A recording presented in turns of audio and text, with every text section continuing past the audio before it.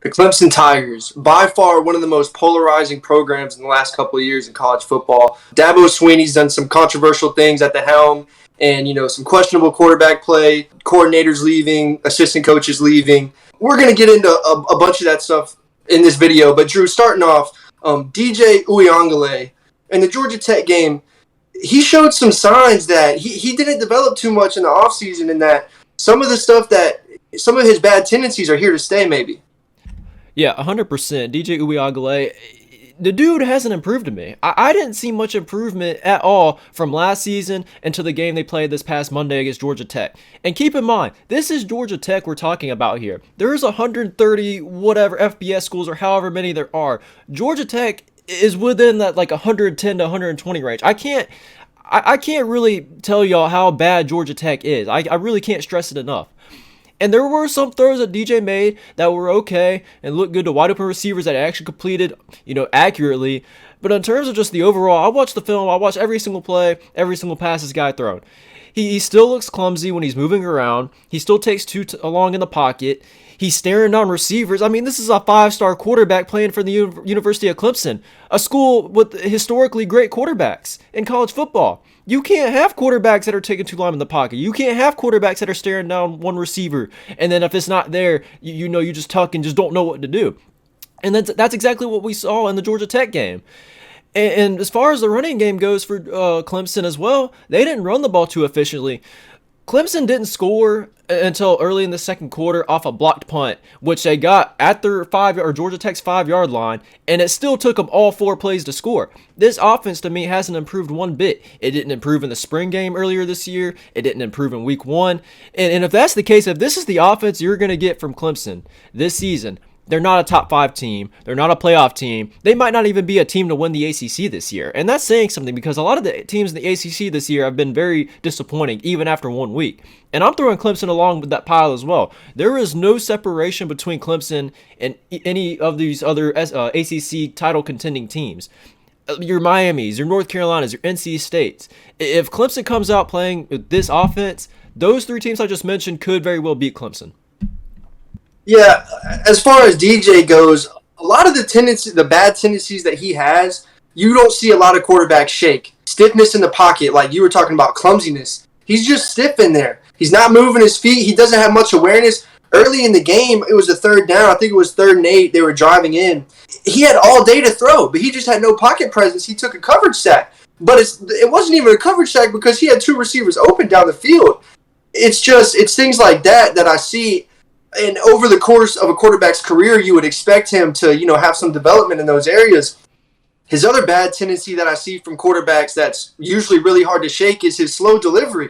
He gets the ball out pretty slow, man. Even on screens and quick passes, he has a slow delivery. So those are 2 of the main things that I see that are big red flags for me, especially when, he's going to be going up against tougher competition.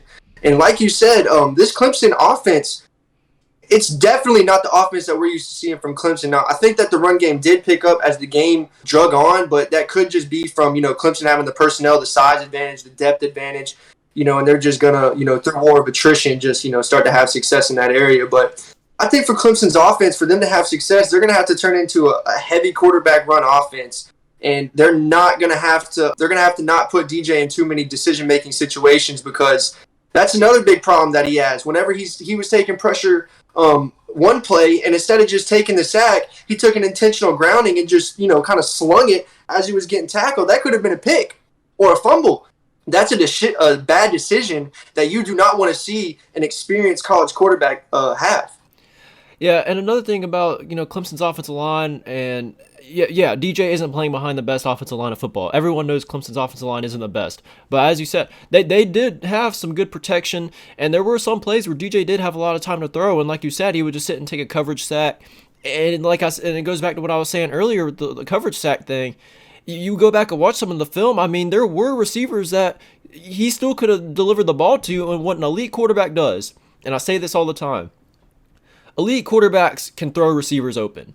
You have to have a quarterback when you're playing big time football that has the ability to throw and make the big boy throws and throw your receivers open. There's not going to be a receiver running down the field 10 yards wide open with no one around and even in the same zip code as him every single play. There's going to be times where there's going to be decent coverage where the quarterback's just going to have to make a tough throw. That's why they pay the quarterback so much money in the NFL. That's why quarterbacks are so highly important to these teams, because you got to have a quarterback that can do those things. Now, DJ, he was sacked 3 times.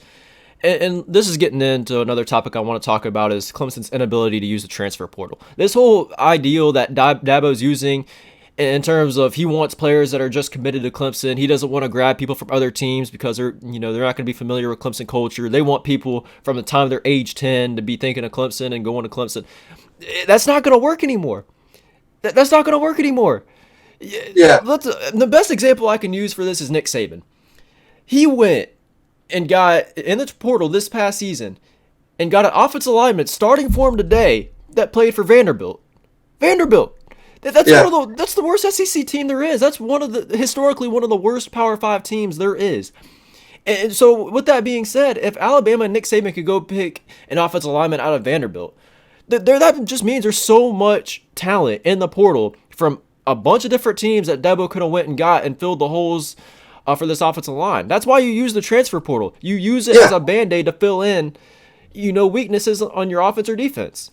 Yeah, and we saw at Georgia Tech, their whole offensive line is transfers. The Pitt defensive end, the defensive coordinators found him from watching film on like some FCS school, and they offered him to Pitt. So just because a guy's transferring, it doesn't mean that he's a quitter and he's running away from hard work and all that. Now that is the case with a lot of these guys that are in the transfer portal, but Georgia Tech had a guy from Old Dominion transferring to Georgia Tech, and he said that he was just ecstatic to put on a uniform for Georgia Tech. These guys that are coming from these smaller programs, it's been their dream to go play at a Power 5 school, and like some of these guys are dogs. Like you said, there's so much talent these days with like the internet and just the ease to access to information.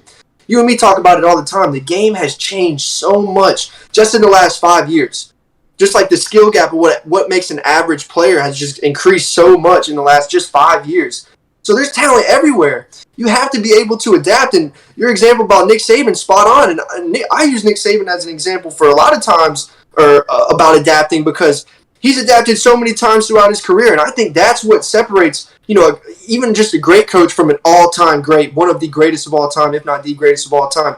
He's adapted his scheme, how he recruits, the players he takes in. Like, he's adapted in so many ways, and it's enabled him to keep having success throughout the years.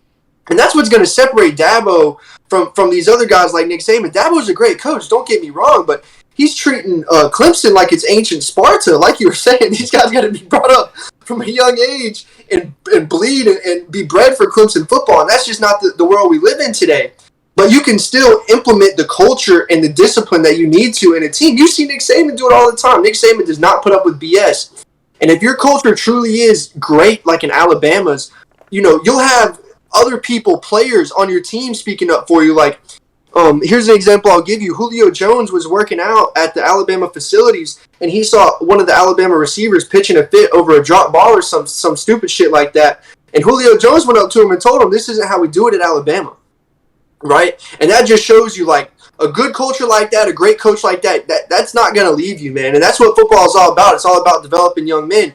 And that's Dabo's argument on not taking kids in the transfer portal, but is that not taking in and developing young men? Like, some of these young men in the transfer portal are lost and need guidance, and they're coming from programs with bad culture, and they're yearning for a program that they feel like is worth putting all this sacrifice in for. I know for a fact so many players in the transfer portal would be so gracious to play for Clemson, and it wouldn't be difficult to weed out the ones that really do want to play for Clemson and really don't. So this stubbornness from Dabo Swinney, it's really disappointing for me, man, because I have a lot of respect for him as a coach and what he's done for Clemson. This is a giant red flag for the Clemson program. Yeah, and the best way I could put it, if you can't adapt to new times, you're just going to get left in the past in college football. That's just how it is. And, this is one of those things, and when you talk about installing cultures, like you said, and that's just one of the things you sign up for when you pick a job to be a head coach. That's what you're going to have to do.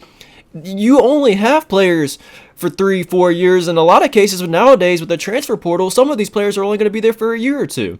You have to know and understand that you're going to have to install a culture in these players in a short amount of time. And if you Yeah. can't do that, then you're going to struggle. And this is kind of the thing we're seeing right now with Clemson. Maybe not much of a culture, so much of a culture issue, but it's more of Dabo's. It's almost like he doesn't want to have to work on installing cultures into new players.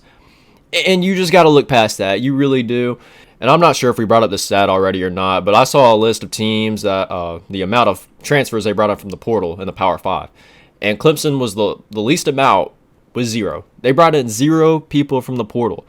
I'm looking at Clemson's team, and I can go on and on about the offensive line, the quarterback, even the wide receivers. There's not a wide receiver on Clemson's offense that strikes me as elite or threatening in any way, shape, or form. There were plenty of wide receivers and offensive linemen and quarterbacks that could have went to Clemson, that Clemson could have went and brought in to fill in some of these voids that they have. So with all that being said, this isn't really me just bashing Clemson and just saying they're a terrible team. They're not a terrible team. Clemson has one of the best front fours, if not the best front four on defense in college football. They still have a really good defense. They have a lot of talent to win these games, to win a lot of games. But, you know, when it comes time for Clemson, if they do make a conference championship, if they do somehow find their way in the playoffs, when they find a team that's, you know, equally talented or slightly more talented, this is where you're really going to see the true difference in a team that embraces the portal and brings in players to fill in their voids versus a team that doesn't and just tries to work with the bruises and, you know, injuries they have or whatever.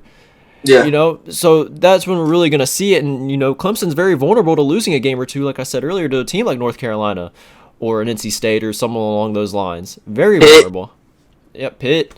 But yeah, that's pretty much going to wrap it up for this video, guys. I know this is getting a little long. It's a little longer than I intended it to be, but, you know, this is definitely something I've been kind of wanting to talk about for some time now, and I know Aiden's, you know, me and you have talked about it, talked about Clemson, their struggles as well, and they're a heavily talked about team, and, you know, we see people on and they're severely overrated. Let me just say that. I didn't say this throughout the video. They're severely overrated. The fact that they're number 4, every other team behind them should take that as complete disrespect. This is not a top 5 team in the nation. I'm telling you, they're definitely going to drop a game in the ACC. And Dabo is going to have to adapt, or this team is going to die, and that's just the fact of the matter. Players that are coming up now, looking at this Clemson team, they're not going to remember what they did in 2016, 2017. They want to win now. Kids these days are more about the now than ever. So if Dabo Swinney doesn't adapt his ways, he's going to get left behind, like you said. Yeah, and the fact that Clemson they were number 4 and then they fell to 5th, and just I don't know what the people that do the rankings, what they saw in this game that Clemson showed that shows them they're a top 5 team. I don't understand it. I don't think Clemson's a top 5 team. But, you know, obviously there's going to be people watching this video that disagree. So with that being said, if you enjoyed the video, please leave a like and subscribe, share the video, and leave down below in the comments what you think about Clemson football, whether you're a Clemson fan or not. What do you think Dabo Swinney's going to have to do differently moving forward to get Clemson back kind of on top of the mountaintop of the college football world? And just, you know, share your opinions with us. But that's it for this video, guys. We'll see you in the next one.